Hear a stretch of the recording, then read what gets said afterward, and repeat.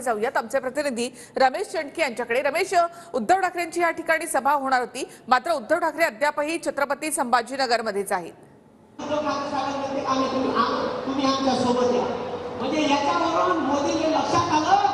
निश्चितच निखिला जालना लोकसभेचे महाविकास आघाडीचे उमेदवार डॉक्टर कल्याण काळे यांच्या प्रचारार्थ उद्धव ठाकरे यांची सायंकाळच्या सुमारास सभा पार पडणार होती।